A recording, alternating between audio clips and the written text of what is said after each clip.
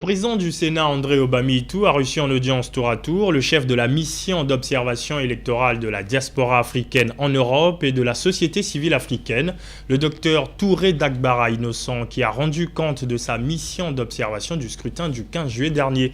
Le président du Sénat a ensuite reçu Aubin Minakou, qui est le président de l'Assemblée nationale de la République démocratique du Congo. Alors les deux hommes ont passé en revue les questions de coopération bilatérale. Ben Opena pour le reportage. Le docteur Touré Dagbara Innocent, chef de la mission conjointe d'observation électorale de la diaspora africaine en Europe et de la société civile, premier hôte reçu en audience, a remis au président du Sénat, André Obami-Itou, son rapport sur le déroulement des élections législatives du 15 juillet dernier en sa qualité d'observateur. Au sortir de cette audience, il nous dévoile ici quelques lignes de son rapport. Les conclusions, je crois que ce que nous pouvons être en mesure de pouvoir dire, c'est que le scrutin s'est passé effectivement de manière apaisée.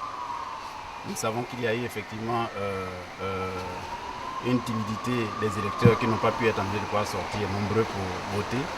Mais nous avons été en mesure de pouvoir apprécier surtout le déroulement du dépouillement.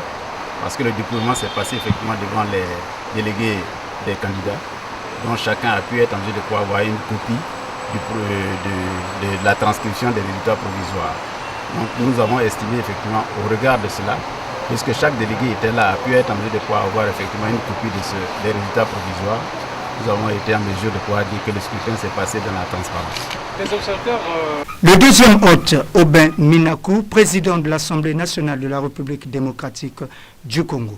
Son entretien avec le président du Sénat a porté sur plusieurs questions, parmi lesquelles l'évocation de l'actualité capitale pour les deux pays, à savoir le déroulement apaisé du scrutin du 15 juillet 2012 dernier au Congo-Brazzaville, un exemple à suivre, a-t-il dit, et la guerre qui sévit à l'est de la République démocratique du Congo, au cœur des enjeux de la sous-région. Nous en avons profité pour évoquer quelques questions d'actualité concernant la République du Congo, Brazzaville, et la République démocratique du Congo, Kinshasa. Et c'est ainsi que nous avons parlé des élections au Congo-Brazzaville, qui se déroulent bien. Et je crois que c'est un motif de fierté pour l'Afrique centrale et pour l'Afrique. La guerre à l'Est devait être considérée aujourd'hui comme une opportunité pour mettre fin à ces conflits récurrents à l'Est de la République démocratique du Congo. Les deux hôtes en sont sortis satisfaits de l'accueil. Le personnel de la direction nationale de l'antenne